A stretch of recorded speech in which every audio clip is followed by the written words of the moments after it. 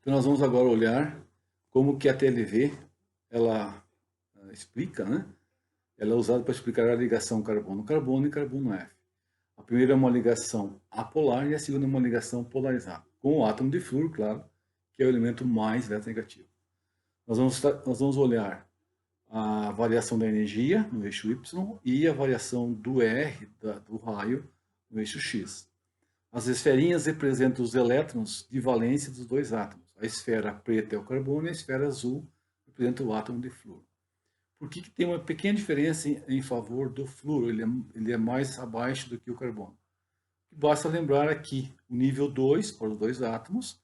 No entanto, o flúor com a carga nuclear maior tem uma atração sobre os seus elétrons de valência muito maior. E, por consequência, o seu elétron de valência está mais próximo da região nuclear. Qual é a consequência disso? É que na linha, no gráfico em vermelho, forma-se a ligação carbono-flúor com uma energia relativa de 115. E no azul, a ligação carbono-carbono com energia relativa de 86. Observem também que as distâncias, elas guardam uma relação com a energia. Quer dizer, quanto maior a energia da ligação, menor a distância. Isso quer dizer ligações mais fortes, carbono-flúor, ligações mais fracas, carbono-carbono. Ou ligações mais permanentes, mais duradouras, mais resistentes, naquela que tem o elemento de maior eletronegatividade. Vamos olhar, por exemplo, agora o que acontece com os orbitais. Os dois orbitais que formam a ligação química, carbono-flúor, carbono-carbono. No entanto, a diferença de eletronegatividade do carbono faz com que o flúor adquira uma carga residual negativa e o carbono uma residual positiva. E notem também que o tamanho do lóbulo é proporcional a esta tendência. Quanto maior é a atração nuclear do núcleo sobre o par de elétrons, maior é essa densidade. Isso se representa ou se indica através de um tamanho, de uma dimensão maior. O vermelho é maior do que o azul. E o dipolo, que é o que caracteriza a polaridade da ligação, que caracteriza essa separação de carga delta mais, delta menos, ele vai apontar na direção do flúor, quer dizer, a densidade eletrônica está na direção do átomo mais eletronegativo. Já o carbono-carbono, os dois átomos são idênticos, então notem que os dois lobos têm, na verdade, a mesma dimensão. Né? Eles têm a mesma grandeza, porque exatamente os dois lóbulos se atraem mutuamente e não tem uma perturbação tão intensa quanto o carbono-flúor. Né? E aqui, em ambos os casos, a ligação carbono-flúor e a ligação carbono-carbono, os orbitais apresentam, né, a mesma simetria. Ou seja, nós estamos combinando duas funções de onda em que os orbitais são os dois positivos, os dois negativos, os dois pretos, os dois brancos, os dois coloridos, os dois não coloridos.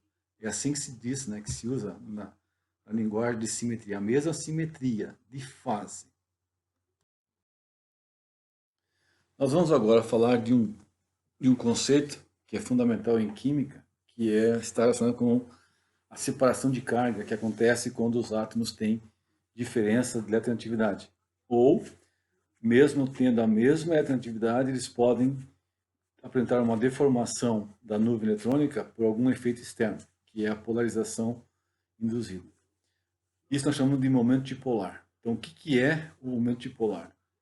É uma propriedade da molécula, não é do meio, é da molécula, é ela que tem, e ela descreve o grau de separação de carga. Ele tem uma expressão matemática e é uma grandeza vetorial.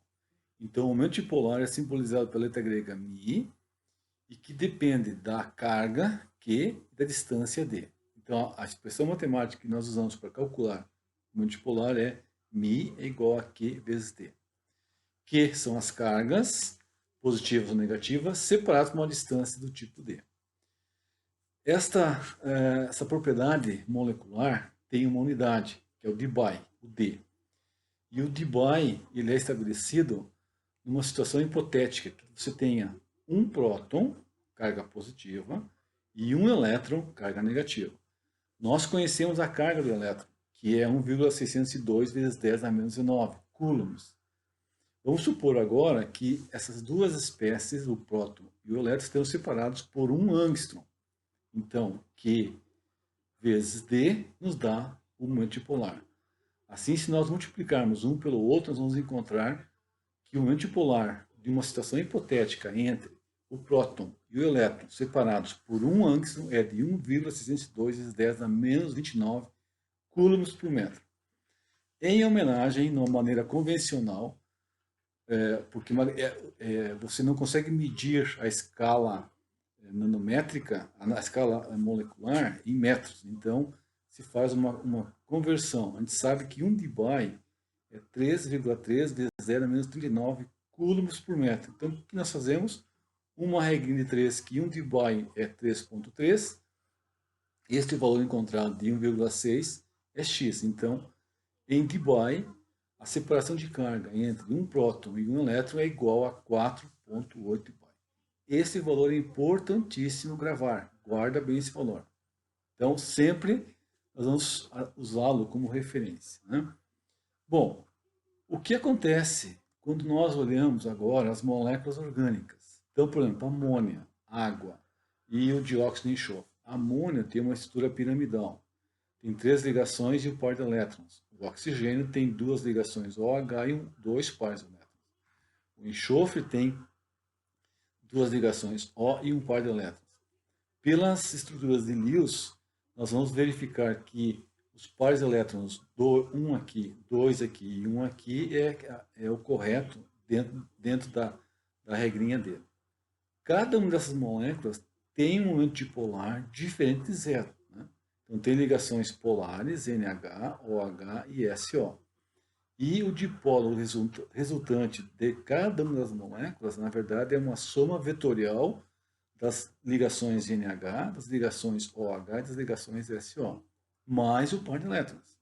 Então, isso resulta em 1,47 dBi para amônia, 1,85 para água e 1,62 para o dióxido de enxofre. Agora, outras moléculas, por exemplo, o dióxido de carbono, ele é linear, então o momento dipolar aqui é zero. O HF é uma diatômica, é uma molécula polar. Então, o que é interessante aqui avaliar? Que a polaridade, além da diferença de eletronegatividade, também depende da geometria. Então, moléculas lineares, como é o CO2, apesar de ter 2 ligações polares, elas apontam em direções opostas e, por consequência, a resultante é zero. Vê que o antipolar é um vetor, né? É a resultante. Na amônia, a resultante aponta em direção ao par de elétrons. Na água, a resultante aponta em direção aos 2 pares de elétrons. Então, você faz a decomposição vetorial das ligações NH e encontra esse valor, 1,47. A decomposição vetorial das ligações da água, OH, e encontra o valor de 1,85. Do SO2, 1,62. É interessante também que vocês olhem aqui no canto inferior à direita, que a geometria linear, trigonal plana, quadrado planar, tetraedral, trigonal bipirâmide e octaedra são interessantes para nós avaliarmos se as moléculas serão ou não polares ou apolares. Então, por exemplo, uma molécula trigonal, BF3, trigonal, cada dipolo aponta para o vértice de um triângulo e a resultante é zero. Então, a molécula ela é apolar, mesmo tendo ligações, né, polares. É o caso do trigonal bipiramidal. Pegamos o exemplo PCl5. O centro é o fósforo, com 3 cloros constituindo um triângulo e mais 2 cloros na direção axial. Então, esta molécula PCl5, apesar de ter 5 ligações polares, na somatória, na soma vetorial, ela é apolar.